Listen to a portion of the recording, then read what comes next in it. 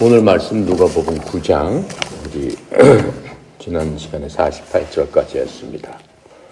9장 49절부터 49절 50절 함께 읽고 함께 나눠보도록 하겠습니다. 49절입니다. 요한이 여짜오되 주여 어떤 사람이 주의 이름으로 귀신을 쫓아내는 것을 우리가 보고 우리와 함께 따르지 아니하므로 금하였나이다. 예수님께서 이르시되 금하지 말라. 너희를 반대하지 않는 자는 너희를 너희를 위하는 자니라 하시니라. 예수님께서 변화산에서 모세하고 엘리야하고 이렇게 만났을 적에 모습이 환하게 변하시면서 그 제자들과 함께 모세하고 엘리야하고 함께 이제 예수님께서 앞으로 어떠한 죽음으로 어떻게 이제 하실 것인가에 대한 얘기를 했었죠. 그렇게 하고 이제 변화산에서 내려왔습니다. 많은 사람들이 이제 모였죠. 그랬을 적에 이 제자들이 어땠어요? 내려오자마자 우리 중에서 누가 제일 큰 사람이냐, 제일 큰 자냐 하고 다툼이 있었습니다. 다툼이 있었고 이제 그 이후에 이제 예수님께서 이러한 그 다툼 가운데서 예수님 말씀 어떻다라고 해서 너희들이 모든 사람들보다 큰 사람이 되고자 하면은 높은 사람 위치에 차지하고자 하면은 어린아이처럼 돼야 된다고 그랬어요. 자기를 내세우지 말고 순종하면서 주님께 순종하고 다른 사람을 잘 어떻게 해요? 돌봐주고, 그렇죠? 예, 오히려 더 겸손하게 하나님 말씀에 순종하는 그런 자가 되었을 때에 그 사람이 높은 자리를 차지하는 사람이다. 이렇게 말씀해 주셨습니다. 그런데 이제 지금 읽은 49절 50절에 보니까 또 이제 물어보는 겁니다. 예수님, 어떤 사람이 예수님 이름으로 마귀를 쫓아내놨는데 우리가 그것을 보고 그 사람들이 우리를 따르지 않기 때문에 하지 말라고 했습니다. 막았나이다 이렇게 얘기했어요. 그랬더니 예수님께서 뭐라고 말씀하세요? 요한이한테 그를 막지 말라 이렇게 얘기하셨어요. 내버려 둬라. 내 이름으로 마귀를 쫓아내는 그 사람이 있었는데 그 사람이 우리 제자들을 따르지 않고 그냥 예수님 말씀 듣고 그렇게 자기가 막 스스로 하길래 하지 말라고 했습니다. 그랬더니 예수님께서 내버려둬라 이렇게 말씀하시죠. 왜요? 너희를 반대하지는 않지 않았느냐. 반대하지 않는 것 자체가 너희를 위하는 것이다 이렇게 말씀을 하셨습니다. 그래서 이 말씀 뭐냐면 제자들이 자신들 그 제자들 그룹 이외에 다른 그룹들에 대해서는 배척하는 그러한 모습을 보여줬습니다. 예수님께서 금방 전에 뭐라고 얘기했어요? 너희들이 리더가 되고 싶으면은 어린아이들처럼 다른 사람을 섬기는 자가 되고 다른 사람들에게 어때요? 모범을 보여야지 하고 그 사람들을 사랑해야 된다라고 했는데 바로 이 얘기를 하는 겁니다. 그러니까 제자들 마음속에 다른 사람을 궁휼히 여기고 이렇게 생각하는 마음이 부족하고 있다라는 것을 알 수 있죠. 바로 이런 마음은 예수님의 마음과는 완전히 틀린 거예요. 예수님께서 보여줬던 그런 마음들을 배우고 그걸 따르지 못하고 하는 그런 마음을 볼 수 있습니다. 지금 이 상황에서 보면은 어때요? 주님께서 그렇게 많이 가르치셨지만은 전혀 좀 다른 그러한 생각들을 하고 다른 이야기를 하고 있는 것들을 볼 수 있죠. 그래서 요한이 이렇게 지금 얘기를 했는데 요한이 이렇게 얘기한 거는 아마도 예수님의 그 이름을 보호하려고 하는 어떠한 그 충정심에서 나올 수도 있죠. 그래서 주님은 요한의 그런 얘기를 들었지만 주님의 생각은 그렇지 않으셨습니다. 이 제자들은 주님께 자기들이 직접 배우고 따르고 했기 때문에 자기들에 속한 그룹만이 그 유일한 어떠한 하나님의 말씀을 전하고 뭘 하는 유일한 그룹 우리야말로 우리를 따르지 않으면은 말하자면은 뭐 좀 사입이다 하는 식으로 이렇게 생각을 하게 되는 거죠. 하지만 그렇지 않은 거죠. 주님의 말씀에 의하면은 예를 들어서 어떤 교회라든가 어떤 단체라든가 자기네만을 어떻게 고집하는 그런 그 단체들이 지금도 있습니다. 하지만 그렇지 않다라고 하는 것을 분명히 말씀해 주고 계세요. 주님의 말씀은 뭡니까? 예수 그리스도를 하나님의 아들로 믿고 죽은 자 가운데서 다시 살아나심을 믿고 예수께서 우리의 구원자이심을 믿는 그 구원의 교리에 확실하게 올바로 서서 구원받은 그 사람들은 어떠한 형태로 보이든 간에 주님께서 인정하신다라고 하는 거죠. 이미 구원받은 백성들이지만. 근데 그 사람들의 어떠한 예배 절차라든가 어떠한 모습에서 보면은 좀 틀릴 수도 있어요. 하지만 그것 갖고 잘못됐다라고 할 수는 없다라고 하는 겁니다. 그래서 그 사람들도 존중을 해줘야 된다라고 주님께서 지금 말씀하고 있는 겁니다. 51절부터 56절까지 우리 함께 읽고 나눠보도록 하겠습니다. 51절부터 56절까지 예수님께서 승천하실 기약이 차감해 예루살렘을 향하여 올라가기로 굳게 결심하시고 사자들을 앞에 보내심에 그들이 가서 예수님을 위하여 준비하려고 사마리아인의 한 마을에 들어갔더니 예수님께서 예루살렘으로 향하여 가시기 때문에 그들이 받아들여지지 아니하는지라. 제자 야고보와 요한이 이를 보고 이르되 주여 우리가 불을 명하여 하늘로부터 내려 저들을 멸하라 하기를 원하시나이까. 예수님께서 돌아보시고 꾸짖으시고 함께 다른 마을로 가시니라. 지금 이제 예수님께서 6월절이 가까웠습니다. 6월절로 이분 돌아가시니까 6월절이 가까워 몸에 따라서 예수님께서 그 예루살렘으로 이제 가시기를 원하셨어요. 지금 예수님께서 계신 곳은 어디냐면은 이 갈릴리 호수가 그 위쪽에 있는 그 가이사라 빌립보에 계십니다. 그러니까는 가이사라 빌립보가 말하자면 이스라엘 그 맨 북쪽에 있는 꼭대기에 위치해 있는 그러한 자리입니다. 그래서 가게 되면은 예루살렘을 가게 되면은 그 중간지대에 있는 사마리아 지역을 거쳐서 예루살렘 쪽으로 내려가야 되는 겁니다.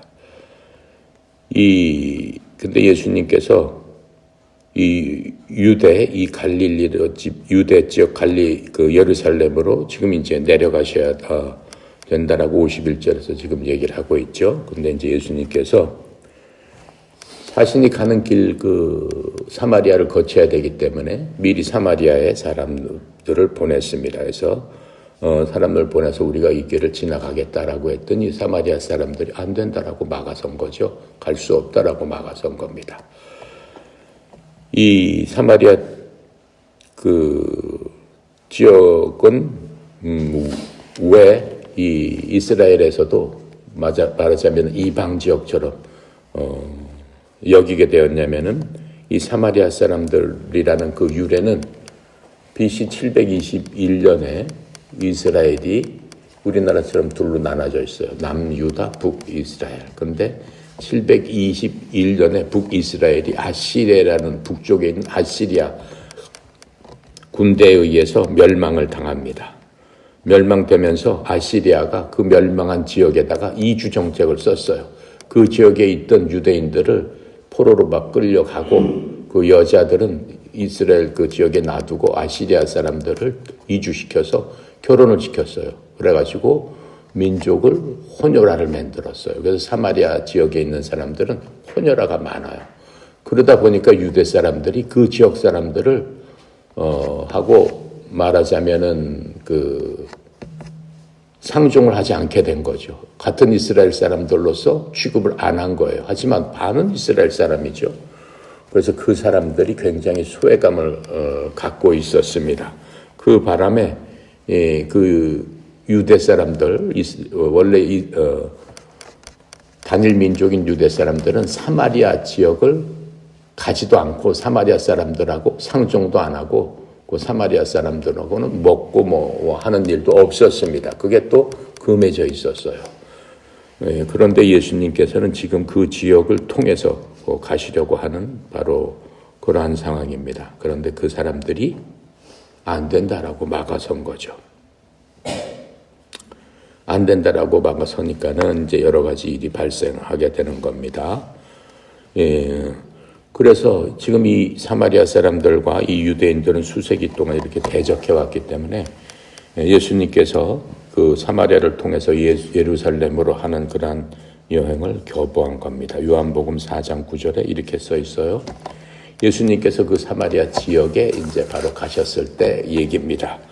그때 사마리아 여자가 그분께 이르되 당신은 유대인이면서 어찌 사마리아 여자인에게 마실 물을 달라고 하시나이까 하니 이는 유대인이 사마리아 사람과 상종하지 아니하였기 때문이더라. 이렇게 얘기하고 있습니다. 그래서 예수님께서 그래도 바로 그 사마리아 지역에서 기적을 일으키시는 것을 우리가 요한복음에서 볼 수 있습니다. 자, 이렇게 됨으로써 이제 이에 대해서 제자들이 그 사마리아 사람들이 못 가게 하니까는 마음속으로 분노가 일어났습니다. 분노가 일어나니까는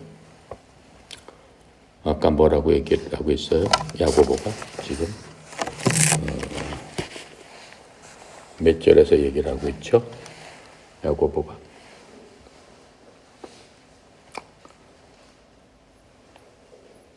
54절에 보니까 제자 야고보와 요한이 이를 보고 이르되 주여 우리가 불을 명하여 하늘로부터 내려 저들을 멸하라 하리니까 지금 이렇게 얘기를 하고 있어요.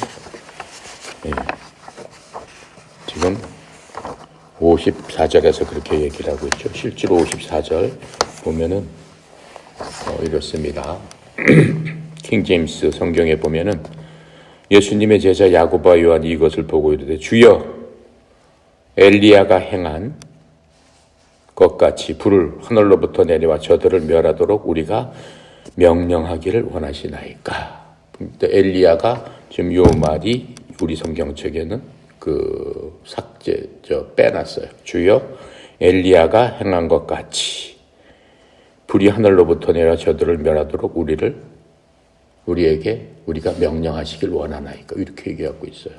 엘리야가 누굽니까? 조금 전에 변화산에서 예수님께서 모세하고 엘리야하고 같이 셋이서 만나서 얘기했던 바로 그 엘리야입니다. 근데 엘리야가 멸한 것처럼 하면서 이렇게 지금 얘기를 하고 있죠. 지금 그게 무슨 얘기냐면은 엘리야가 갈멜산에서 예수님 오시기 전에 600년 전입니다. 갈멜산에서 바알의 대선지자 450명을 죽입니다. 바로 그 엘리야를 얘기한 겁니다. 그러니까는 구약을 대표하는 대언자가 모세하고 엘리야라고 그랬죠. 모세는 누굴 대표하는 거예요? 율법을 대표하는 거죠. 모세는 어떠한 사람이었어요? 모세가 이집트 백성을 데리고 나왔을 적에 한참 데리고 나가다가 하나님께서 모세를 부르죠. 불어서 이 시내산에서 어때요? 내가 십계명을 너희한테 주는 이 계명을 통해서 이스라엘 백성들이 지키게 해라. 그래서 지금 우리 성경책 앞에 나와 있는 그 십계명이에요.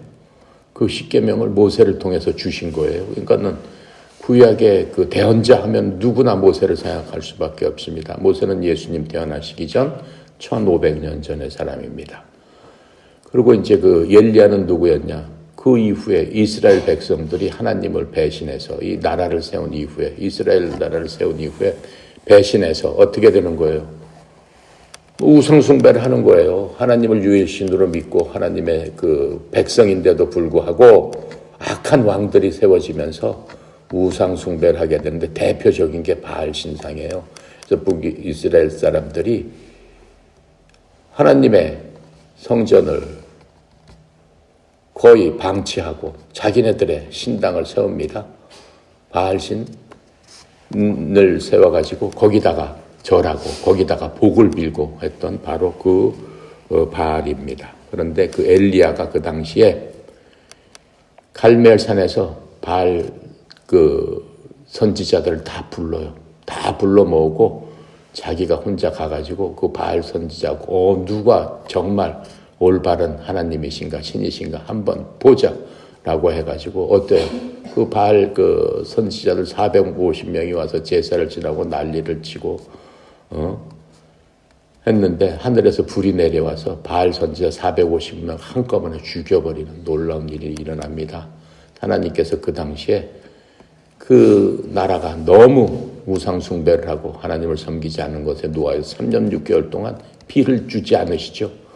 근데 그때 바로 3년 6개월 동안 오지 않는 비가 폭포수처럼 하나님의 은혜로 쏟아지는 것들, 바로 그런 것들을 지금 얘기하고 있습니다. 그런데 여기서 지금 야고보는 거기에 빗대서 얘기하고 있는 겁니다.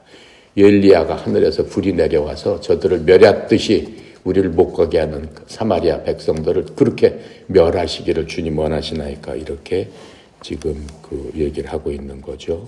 자, 그래서 이 예수님께서 나무라시는 모습을 보고 있죠. 예, 나무라시는 그 모습을 보고 있습니다. 예수님께서 지금 55절에 뭐라고 말씀하고 계시냐면은, 예수님께서 돌아보시고 꾸짖으시고 이렇게 얘기했다고 그랬는데, 킹제임스 성경에는 뭐라고 얘기했냐면은, 그분께서 제자들을 돌아보시면서 그들을 꾸짖으시고 이르시되 너희가 어떤 영에 속했는지 너희가 알지 못하느냐, 이렇게 말씀하셨어요. 너희가 어떤 영에 속했는데 지금 그런 얘기를 하고 있느냐? 제자들은 어느 영에 속한 사람입니까? 하나님의 영인 거룩한 영에 속해 있는 사람들이죠. 그렇죠? 성령님한테 속해 있는 사람이잖아요. 하나님께 속해 있는 사람이잖아요. 하나님께 속해 있지 않는 그 영은 나머지는 무슨 영이라고 그랬어요? 마귀영이죠. 너 어떻게 마귀영에 속한 사람들처럼 그런 식으로 얘기를 하느냐라고 지금 예수님께서 꾸짖으신 겁니다. 그래서 예수님의 결론은 뭐예요? 55절에 함께 다른 마을로 56절 다른 마을로 가시니라라고 했는데, 킹제임스 성경은 그렇게 되어 있지 않습니다. 뭐라고 말씀하시냐면, 사람의 아들 즉 나는 사람들의 생명을 멸하러 오지 아니하고 구원하러 왔느니라 하시며 그들이 다른 마을로 가니라, 이렇게 얘기하고 있어요. 근데 그 규절이 지금 우리 개역성경에 빼놓은 겁니다. 사람의 아들 즉 인자는 사람들의 생명을 멸하러 오지 아니하고 구원하러 왔느니라. 예수님께서 이 땅에 오신 목적이 모든 백성들을 구원하러 오셨지, 그렇죠? 결코 그들을 어떻게 해요? 멸하러 오지 않으셨다라고 지금 말씀하고 있는 것들을 우리가 볼 수 있습니다. 자, 그래서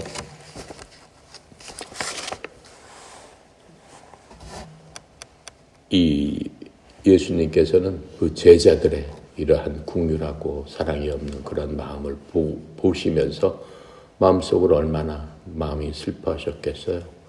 그동안 그렇게 가리키고 본인이 모범을 보였는데도 불구하고 그런 마음을 못 갖고 있는 바로 그런 제자들을 우리가 볼 수 있습니다. 57절부터 62절까지 한번 함께 읽어보겠습니다. 자, 길 가실 때 어떤 사람이 여짜오되 어디로 가시든지 나는 따르리이다. 예수님께서 이르시되 여우도 굴이 있고 공중에 새도 집이 있으되 인자는 머리를 둘 곳이 없도다 하시고, 거기까지 할게요. 이제 제자가 되려는 사람, 예수님께서 제자들 데리고 예루살렘으로 가십니다. 근데 성경에 보면 다 예루살렘으로 향하는 그 규절을 뭐라고 얘기하냐면 예루살렘으로 올라가느니라, 이렇게 얘기를 하고 있어요. 예루살렘은 지금 예수님 가이사라 빌립보에서 사마리아 지역을 지나서 한참 내려가야 돼요. 그러니까는 여기서부터 여기까지 가려면 그건 한 200km 정도 밑으로 내려가야 된단 말이죠.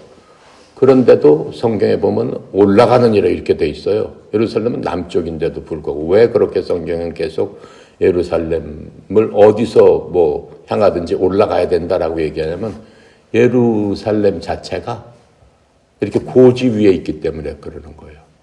그래서 거기가 해발 700m 이 정도 돼 있어요. 그러니까 예루살렘 그 도시가 해발로 보면 위에 있기 때문에 항상 올라간다라고 표현하고 있는 겁니다.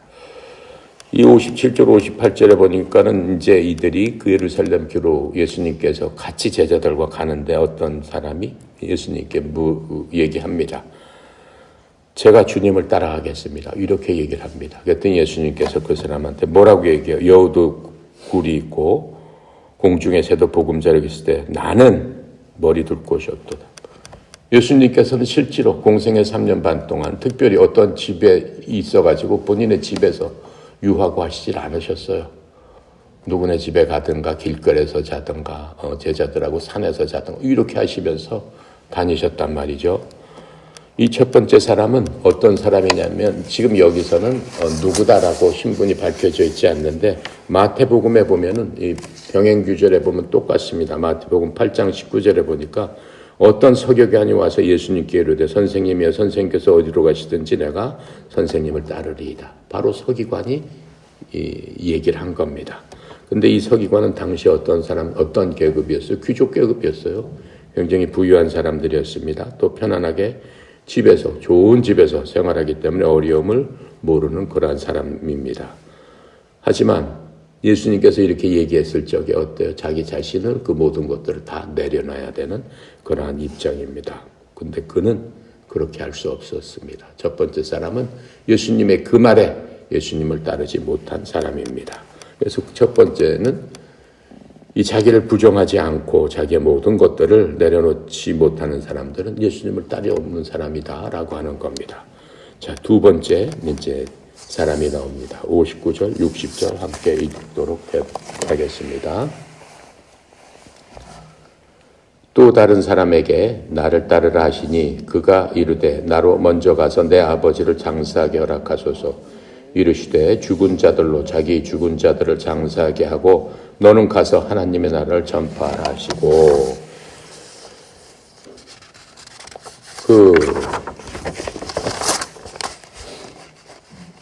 이 두 번째 사람은 예수님께 부름을 받았어요. 넌 나를 따르라라고 하고 예수님께서 직접 불러주셨어요. 얼마나 영광스러운 일입니까? 하지만 뭐라고 얘기해요? 자, 지금 뭐라고 얘기했어요? 그랬더니 먼저 나로 가서 내 부친을 장사하게 허락하고 아버지가 지금 돌아갔어요. 그러니까 아버지 돌아갔는데 아버지를 장사한 다음에 따르겠습니다. 지금 이렇게 얘기해요. 그랬더니 예수님께서 뭐라고 말씀하세요? 죽은 자들이 자기 죽은 자들을 장사 지내게 하고 너는 가서 하나님의 왕국을 선포하라 이렇게 말씀하십니다. 죽은 자들이 자기들의 죽은 자를 장사 지내게 하고 이렇게 말씀하세요. 그게 무슨 뜻이야?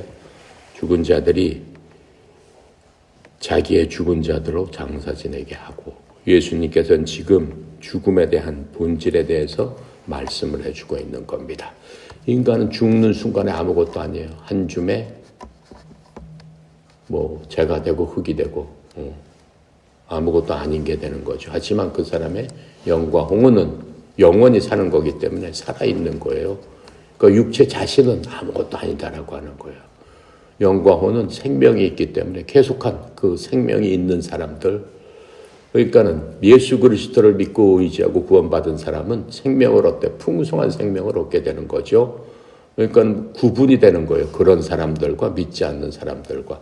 하나님 보시기에는 산자와 죽은 자로 구별이 되는 거죠. 살아있을 때 살다 있지 않은 것으로 주님은 보시는 겁니다. 그러니까는 하나님을 믿지 않는 사람은 살아있을 때 주님의 눈으로는 죽은 자다. 이렇게 말씀하고 있는 것들을 우리가 볼 수 있는 겁니다.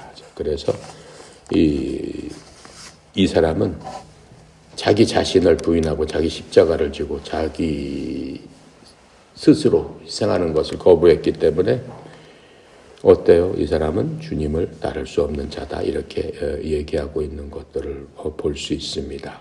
근데 자기 부모들을 장사 지내는 것을 하지 말아라라고 하면은 부모를 불명예스럽게 만드는 것이 아니냐 이렇게 생각할 수도 있죠. 하지만 그게 아니고 가족에 대한 사랑보다도 하나님 아버지에 대한 사랑, 그리스도에 대한 사랑이 더 크다라고 하는 거예요. 부모님의 사랑은 한정이 있어요. 하나님의 사랑과 비교했을 적에. 근데 하나님의 사랑은 영원히 한없이 크고 넘치다라고 하는 거예요. 부모님의 사랑은 우리를 낳아주고 길러주고 희생하면서 해줬으면 감사하죠. 세상에 그것보다 큰 사랑이 없죠. 근데 하나님의 사랑은 어때요? 자기 자신을 내어줬다라고 하는 거예요. 어디에? 죄에 내어주고 우리에게 영원한 생명을 주셨다라고 하는 점에서 부모님의 사랑보다 훨씬 깊고 큰 그런 사랑이다라고 하는 겁니다. 그거에 비교한다면은 부모의 사랑이 하나님의 사랑을 어때요? 넘지 못한다라고 하는 겁니다. 그래서 우리가 그리스도에 대한 사랑, 부모에 대한 사랑보다 그리스도에 대한 사랑을 밑으로 둘 수 없다라고 하는 것들을 우리가 알 수 있습니다. 누가복음 14장 26절에 거기에 대해서 이렇게 설명합니다. 어떤 사람이 내게 오면서 자기 아버지나 어머니나 아내나 자녀나 형제나 자매나 참으로 자기 생명도 미워하지 아니하면 능히 내 제자가 되지 못한다. 미워한다는 얘기는 그것보다 더 소중히, 그것을 더 소중히 여기면은 내 제자가 되지 못한다. 이렇게 말씀하고 있는 겁니다. 그래서 예수님의 제자들은 어때요? 자기 목숨도 초계같이 버리면서 주님을 끝까지 따랐을 적에 하나님 앞에 큰 영광이 되고 이제까지도 역사적으로 그 사랑이 전해져 내려오는 것들을 우리가 귀감으로 볼 수 있습니다. 61절부터 62절 세 번째 사람에 대해서 얘기하고 있습니다. 함께 읽습니다. 또 다른 사람이 이르되 주여 내가 주를 따르겠나이다마는 나로 먼저 내 가족을 작별하게 허락하소서. 예수님께서 이르시되 손에 쟁기를 잡고 뒤를 돌아보는 자는 하나님의 나라에 합당하지 아니하니라 하시니라. 지금 이 말씀은 무슨 말씀이냐면은 세 번째 사람은 자진해서 왔어요. 자진해서 주님 제가 따르겠습니다라고 얘기했어요. 그런데 어때요? 가족들하고 이별하고 그 다음에 따르겠습니다. 그 얘기를 뭐라고 지금 얘기하고 있냐면은 앞으로 나가는 대신 그렇게 뒤를 돌아보면서 미련을 갖고 여러 가지로 생각을 하는 그런 사람은 예수님 따를 수 없다라고 하는 거예요. 이별 인사를 하는 것이 잘못된 것은 아니죠. 분명히 잘못된 것은 아니지만 만약 그것이 주님 따르는 주님 말씀에 순종하는 데 방해가 된다면은 주님의 제자로서의 그러한 것들을 갖추지 못한다라고 하는 겁니다. 예수님은 이 사람의 마음이 온전히 주님께 있는 것이 아니다라고 알고 계셨어요. 쟁기를 잡고 뒤를 바라보며 이런저런 이유를 대서 결국은 앞으로 나가지 못할 것이다라고 하는 것들을 예수님은 아시게 된 겁니다. 그래서 예수님께서 제자들과 대중들, 사람들에게 가르치셨던 것이 지금 이 사람들의 이러한 태도를 보면서 거의 소용이 없는 바로 그런 것이다라고 하는 것처럼 보입니다. 그래서 그들은 주님께서 주신 권능과 또 사랑과 또 순종에 대한 훈련이 부족했다라고 할 수 있습니다. 그래서 주님께서 3년 동안 그렇게 많이 가르치셨지만은 그러한 것들을 제대로 의지하고 받고 순종하고 했던 사람이 없었기 때문에 예수님 마음을 슬프게 했다라고 하는 것을 우리는 이 구절을 통해서 볼 수 있습니다. 만약 오늘날 우리가 이러한 영적으로 주님을 따라가면서 필수적인 그런 요소가 부족하게 되면 결코 우리는 예수님의 진정한 제자로서의 역할을 할 수 없습니다. 하지만 이러한 요소는 예수님으로부터 나오는 것이지 우리 스스로 노력하고 애쓰고 힘써서 스스로 할 수는 없는 겁니다. 우리가 믿음을 통해서 주님께서 주신 비전과 주님께서 주신 그 꿈을 바라보고 그것을 우리가 키워나갈 적에 그것들을 통해서 주님께서 어때요? 우리 속에 주신 성령님께서 우리의 모든 것들을 바꿔주시고 우리의 모든 행동과 말과 우리의 꿈과 모든 것들을 충만하게 채워주실 적에 우리는 그대로 할 수 있는 자가 되는 겁니다. 그래서 하나님께서 우리에게 이 소심한 마음, 염려하는 마음, 걱정하는 마음 그런 것을 주신 게 아니고 권능과 사랑과 자기를 훈련할 수 있는, 자기를 지경할 수 있는 그러한 영을 주셨다라고 성경은 말씀하고 있습니다. 디모데에게 얘기하셨습니다. 디모데후서 1장 7절에 하나님께서는 우리에게 두려움의 영을 주지 아니하시고 권능과 사랑과 건전한 생각의 영을 주셨느니라. 이해갑니까? 예, 기도합니다. 감사하신 하나님, 참으로 은혜 감사합니다. 주님께서 부활하셔서 우리의 산 소망이 되시고 우리도 주님 따라 정말로 신령한 몸이 되어 주님과 함께 영원히 거할 그 처소에 위대한 또 주님께서 주신 그 크신 소망을 바라보며 오늘도 주님 앞에 나왔습니다. 오늘도 주님께서 주신 말씀에 따라 우리가 주님의 올바른 제자로서의 권능과 또 건전한 생각과 주님만 바라보고 의지하는 그러한 영을 갖고 이 세상을 넉넉히 이기며 사는 그러한 자들 다 되기 원합니다. 주여, 저희들에게 그러한 소망과 꿈과 비전을 통해서 하나님 나라를 이곳에 살면서도 이루고 사는 저희들 다 되도록 도와주시옵소서. 특별히 이 협회가 하나님 말씀에 온전히 서서 주님을 기뻐하는 협회, 말씀에 방주하는 협회의 역할을 다할 수 있도록 주님 도와주시옵소서. 특별히 송영희 사장님 주님 축복하여 주셔서 영육간의 강건함으로 형통함으로 협회를 이끌어 나가는데 조금도 어려움이 없도록 주님 도와주시옵소서. 원수마귀들 조금 더 틈타지 못하게 하시고 예수 그리스도의 이름에 놀라우신 권능과 예수 그리스도의 놀라우신 은혜와 사랑으로 우리 협회가 온전히 주님 안에서 잘 보존되어서 하나님의 기쁨이 되는 협회 되도록 축복하여 주시옵소서. 모든 것 주께 의탁드립니다. 감사드리며 우리 주 예수 그리스도 이름으로 기도드렸습니다. 아멘.